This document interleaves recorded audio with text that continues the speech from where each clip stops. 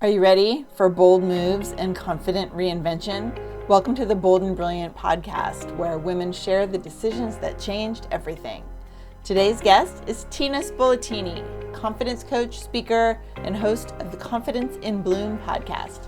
Tina helps women reconnect with themselves, release self-doubt, and step into their next chapter with clarity, confidence, and self-love. In this episode, Tina shares the bold decision that sparked her own reinvention and how trusting yourself again can help you bloom into your fullest potential. Welcome, Tina, to the Bold and Brilliant podcast. Tina, welcome to the podcast. I'm so excited for you to be here. Yes, thank you so much for having me, Tracy. Amazing. Okay, so to give our listeners a little bit of kind of where we're at in our relationship, you're part of the Gather community. We've been connected for several years through various platforms and Facebook and different networking groups and things like that. But we were realizing earlier, we actually haven't really done an in-depth, like, tell me about how you got here. What was your life before Tina Coach? So let's give everyone some background, including myself, give our listeners a little origin story of how you got to where you are, because your personality and your empowerment energy is really apparent, but I don't know where that comes from. So tell me about it. Okay, well, there's not a whole lot to tell. I grew up in Canada. Live in Canada, and this is where I grew up. I love my family. I loved being with my family, and it was all part of that whole, I'm a people person, right? The more people I have around me, the more energy I get. Right. Do you have a large family, like siblings, cousins, around you? Cousins. Like, I have just one brother, but my dad is the oldest of 8. And we were together almost every Sunday while I was growing up. And so I think before I got married, our Sunday dinners were like 42. Wow. 39, 42, something like that. Amazing. Right. Now, of course, it wasn't all 42 of us sitting at one table every Sunday. Lots of times it was, like an open house. My dad would have 8 people at his table, but by the end of the day, all of us had been. Everyone had come through. Yeah. My first husband was the youngest of 9 in New Orleans. And so it was a very similar, he's like, Sunday dinner was 30 people. So very similar situation. Yeah. And I loved it. I absolutely loved it. Like, I looked forward to my Sundays because I got to see everybody, right? Mm-hmm. Like, it was like, oh, I got to see, my uncle. And we all know, like, family, there's always friction between family, but I didn't care. I was like, I don't care, fight, do what you got to do. I want to see everybody, right? And I carried that on into my adulthood and into I tried with my kids, but we moved away when I have twins, and then I have a younger son.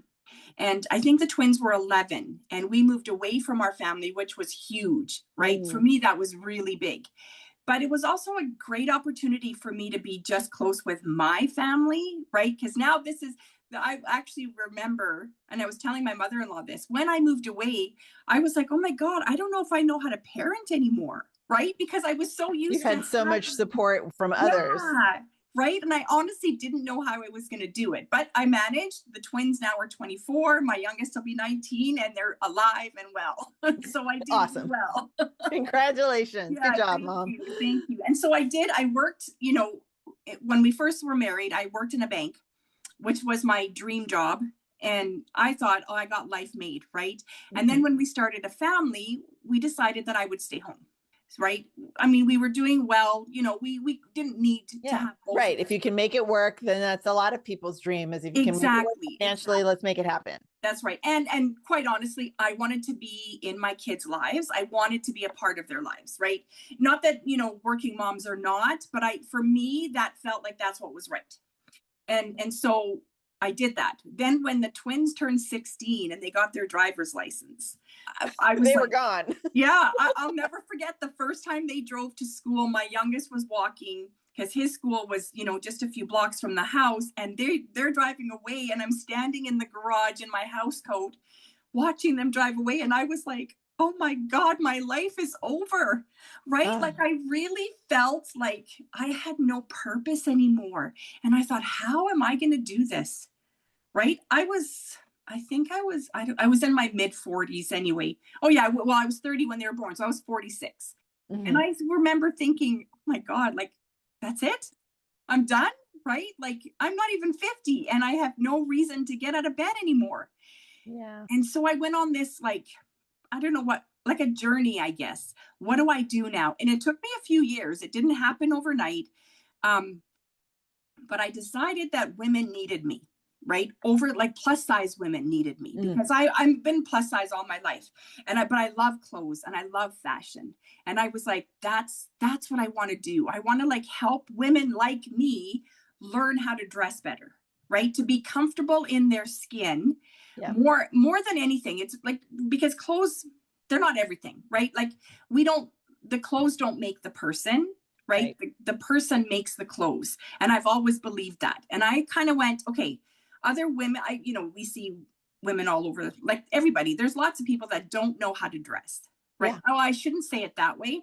That's actually sounds really negative. But some people just don't know how to put the proper outfits together for their bodies. Yeah. Right. And I thought I want to be that person to help women learn how to put the right clothes so that they can feel confident and, you know, Yeah. strong and energized. So I went on this mission to do this.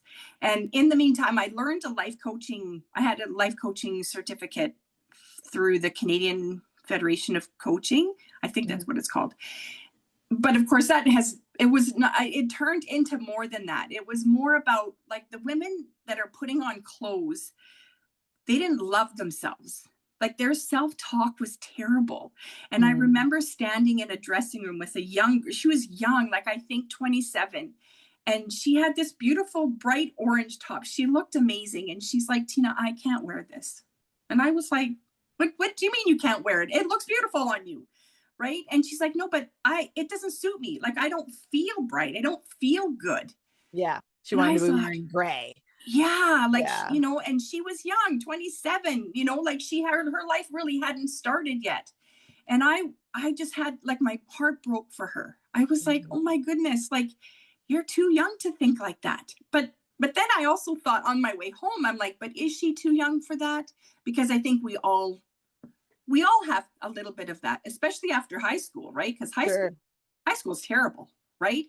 Right. We I think we're mean, having a great it's time. all, yeah. I mean, it's these days, I think it's very different these days. My kids are 16, almost 17 and 19. So like their mindset versus where my mindset was when in the 80s are two very different things. Right. But yes, most women have some sort of like misconception about like it's you look in the mirror and you don't see the reality. Right. Right. Exactly. And well, my heart was Dysmorphia, broken. that's the word I was looking for, kind Yeah. of personal And dysmorphia. in one way, I see like when I look at my daughter at 24, the Mhm. way she talks and the way she feels about herself is totally different than what it was for us when we were kids. Right. Like Yeah. every adult I knew, like all the girls in my age group, they were all the same. We were not good enough, right? We had to do more to be more, Yep. right? And I don't find that the girls are like that today. Now, I don't know Yeah. if that's parenting because I blame everything on parenting, right? I Well, know I that mean, I that's think not part of right. it can be parenting, but I think it's just how generations change. Right. And I mean, you and I both know the schools are not the same. The stories that come home with my kids, I'm like, oh my God, what is happening to the world, right? Yeah. But that's just the way the world goes, and maybe that's part of this, right? But my real like, I remember when this woman was in the dressing room, I was like, women need to feel better about themselves, right? And I kind of took on that responsibility, right? That's part of my Yeah. job. What can you do about it for the world? Yeah. Like Hmm. why are women feeling so down? Now, that okay, I had this, eye-opening moment, but it didn't like it wasn't like I was on a mission after that. It took Right. me a lot to learn how do I do this? I'm Mhm. still learning. I think I'll probably always be learning because I think, women, we're all different. Yeah. Like we all need And different things tools. change and the world is dynamic. Absolutely. Yeah, yeah, exactly. And so since then, I have taken many courses, spent lots and lots of money, right, to learn how the brain works, because that's Mhm. what it comes down to, right? What triggers us and why is that? Yeah. Yeah. I love that. And so you mentioned being in the dressing room and this girl was there. Why were you there? Like, I know that we were talking about your kids were driving and walking off to school, and you're trying to figure out what your life's going to look like after you're almost becoming a empty nester for days of the empty nest journey, right? So, what, like, when did you decide that you were going to do this? Like, you started on the journey, but when did you make the decision, that bold choice to be that woman, like, in business? So yeah, it was about, I'm going to say it was about 18 months after my twins drove away in their car that one day. Uh-huh. And it was more like it took me a while to figure out, do I want to do something? Do I want to work? Right? Because I hadn't worked for so long. Yeah. Right. And And unfortunately, you could and have just still unfortunately, not. I could have not, right? I didn't have to go to work. My husband wasn't like, okay, now it's your turn to make money. It wasn't like that. We were still doing well. We were traveling. I mean, my kids have been all over, right? Awesome. And thank God. I mean, I'm grateful for that. They're grateful for that. But at the same time, I was like, but when my husband's still working, like, yeah, what are you going to do? Sit at what home am I and eat gonna bonbons do? all day? Yeah, like I'm not going to clean my house all day. I mean, I know women that do that, but that's not who I am. And Yeah. I don't enjoy cooking. So I cook the basics when I have to, right? So to spend a whole day in the kitchen will never happen for me. Yeah. Yeah. And so I was, I was like, what do I do? Like it took me a while. And then I went to a vision board workshop, and I had this epiphany, like, that's what I want to do. I want to help these women get dressed, right? Because they need it. There's lots And of then women they'll feel better, and and everyone not will have just more plus size confidence, and women. the world Yeah. energy rises. Yeah, exactly. And I know that my focus was plus size women because I can relate with them better. But there's lots of women that came to me and said, "Could you help me?" Yeah. Right. Great. So that's where it started. Right, was with this workshop. Yeah. And the lady that held the workshop, she was actually my first business coach and helped me sort of get things started. Right. Awesome. And yeah, and it was great. I mean, I loved it. Right. But it has definitely evolved from there. Yeah, I love that. So you have this vision. I'm excited because I just signed up for a vision board workshop in December, and I haven't been to one in a long time. So I'm excited because you just said that. I'm like, ooh, I wonder what's going to come out of mine. But so, okay, so you had this epiphany, like what you want to do. You put some structure underneath it. Did you ever think that, like, do you know how to run a business for yourself? Did you want to get a job? Like, what was that, like, decision? Yeah, no, I don't know how to run a business. I don't. And I mean, Still don't? I still don't, but I don't know. Like, so my husband has always been self-employed. When we first got married, he was working for a bank, but he also helped his dad run 3 businesses now. Oh, wow. Right? Okay. And I remember saying to him, so he drove me because I didn't know where this course was, this life coaching course. So he drove me. And when he picked me up, I said to him, I'll never forget this conversation. I said, so the instructor said we need to find a mentor, right? And generally a mentor is someone you don't pay, but they help you sort of, run your business. They teach you all the different things that you need to know. So I said, you're going to have to be my mentor. And he was like, I could do that. So I said, okay, that means we're going to have at least monthly meetings. And I'm giving him the rundown. Yeah. And everything you learned in your course. Yeah. That was in 2018. And so we're into almost 8 years now, I guess. And we haven't had one meeting, right? Like, I live with the guy. I've seen him every single day, and we have not yet had a meeting like this. And so I don't know why, right? But then I've hired coaches to help me because I think he's a man, and I don't mean this in a negative way, but he doesn't get how my brain works. Yeah. Right. Our brains work different. Yeah. And so that's how I found the Gather community, because it's like-minded women. Yeah. Right. And even though, like, I'm not paying you for your services, really, I pay for my membership, but there's always tidbits that we get within our meetings that, that's what I could do. Right. Yeah. Or if there's something that I want to know more, I can reach out to these women. Absolutely. Oh my gosh. Thank you for saying that. Can I snip that out and use that as a testimonial? Because that was brilliant. And I'm not saying it's brilliant just because, thank you for the awesome words, but you get it. Like, that is the point of being a VIP in the membership, is you build the relationships, you hang out regularly with the expectation that I know there's something here that's going to support me in whatever it is that I need. That's right. So, And wow, if it thank you doesn't so much for support that. me today, right? And this is what I've learned. Yeah, Not every meeting I come home with something that I can put to use, right? right.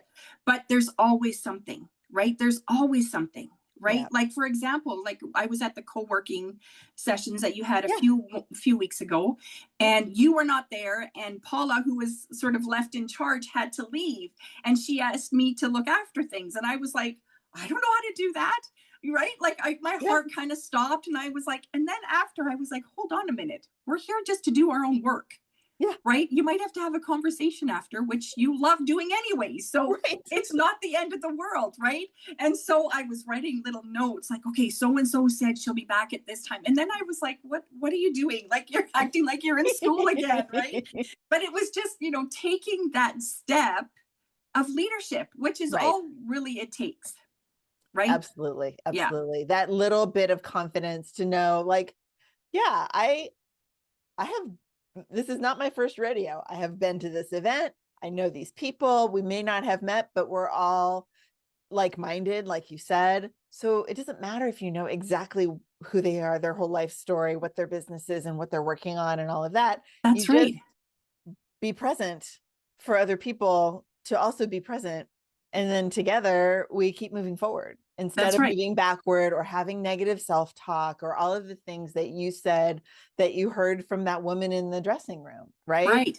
Your Right. natural coaching instincts that are now cultivated over these years are all you need. Yeah, exactly. And it's funny when my son, my youngest one, was just a baby, like 3 or 4 months. I had, put on a lot of weight while I was Mm. pregnant with him. And so I was like determined to get it off. So I joined LA Weight Loss. I don't know if that was in the States, but it was in Canada. Yeah, we had it. It's Yeah. LA. Yeah, So yeah, that's what I thought. Yeah. And I mean, I regret that now, but at the time I was well, like it's what you think you determined. need at the time. Yeah. Yeah. And I remember I at one time one of the counselors was leaving, and I was like, "Oh, she's leaving. That's too bad," because she was really awesome. And the lady I was talking to said, "Oh yeah, she's leaving because she's being a life coach. She's a life coach now or something to that Uh-huh. degree." Yeah, yeah. And I remember looking at this lady going, "Oh my god, that would be the best job." Like who wouldn't want to help someone else, journey through Yeah, with life their when life, life gets tough, right? right? Like yeah, and here we are 15, 20, 18 years later, and Yeah, that's what I'm doing. I love it. Isn't Yeah. that fun? Yeah. Yeah, it is fun. Yeah, and you never know, like, we all have the stories that where we started, the thing that kind of happened in our lives or something that changed or something happened to someone else, but we witnessed it, that just opens your eyes a little bit more. What could that look like for me? How could that serve me? Because we're all, it's all what's in it for me, right? Like, Right. even those of us who are just like, I really want to serve others, but that what's in it for me is still underneath the surface. Yeah. Even if it's just that gratitude or Yeah. Or life curiosity. fulfillment. Yeah. Yeah. Yeah. Right. Because you just don't know when you find out something new. It's like, oh, like we all have to process how it relates to ourselves in the world. Every big piece of news, how is this relating That's to right. us, our world, our people, our family, our community? It's all that question. So yeah, you find out about something exciting that someone else is excited about. It's like, oh, they're excited about that. What is that? I want to know Yeah. more because I'm curious or I'm looking for something more. Then Right. how that's going to touch someone else. So Yeah. that's Yeah.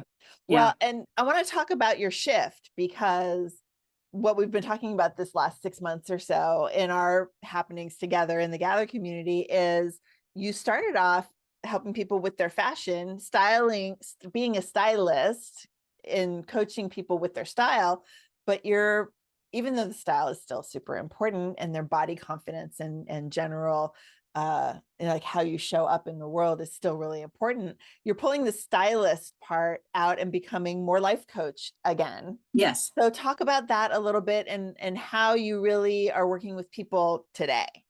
Yeah. Okay. So I call it the itty bitty shitty committee, right? And that is, that's all those voices that we hear in our head, right? The one that says you're not good enough, you don't know enough, you're stupid and you can't do that, all those kind of voices. Now, some coaches say, you know, let's shut them down, but the truth is, to me, they don't really get shut down. Right? They're always there. They might be a little bit quieter than some, but for the most part, my aim is to take that shitty committee, bring them to the table all together with you, and be a team, right? Be like, let's work together to make this work, right? How can I, you know, go forward? How can I be the best version that I can be with all of us on the same page? Yeah. I love that. It's because that's so real that, you know, as much as we say, oh, we've knocked that aside, every now and then it just shows up again, doesn't it? Yeah. And it's like, oh, I didn't think that I still had that issue or struggle or mindset or whatever. And even like, I related it when you were saying that to when I was health coaching, when I first started, which is like, okay, don't like say, oh, you're going to stop doing all these things, because you can't literally stop doing all the things because your body, you get overwhelmed and you can't process it. But what if you started adding in good things? Right. And so build the good side of the team to be with the side that's maybe not so healthy, and create a new way of looking at the whole package. I love that. Yeah.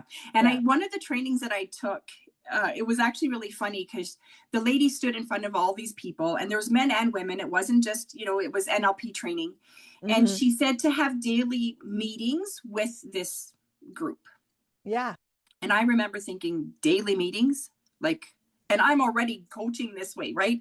And I'm thinking daily meetings, like I would never leave the table, right? Like I'm already thinking, and she's like, you need to give every one of those voices a job, right?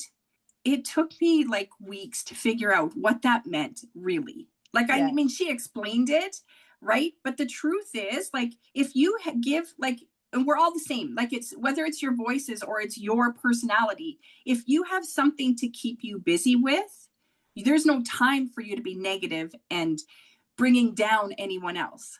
Right. And so, you know, one day I'm laying in bed looking at the, you know, the ceiling because I couldn't fall asleep. And I'm like, oh, it's like this big light came on. And I thought, oh, that's what I could do, right? I could give that voice, the one that's always nattering, you know, a job to like look for something else. And so I notice now that that's what, you know, like that curiosity, right? Like what do you see in front of you right now that you can make more positive or more useful in your life? Yeah. If you're going to notice all the things that need help, come up with some solutions, come up with some ideas, be creative. I love that. Good ones. Give me the good ones, not the ones that I can't do anything about. Yeah.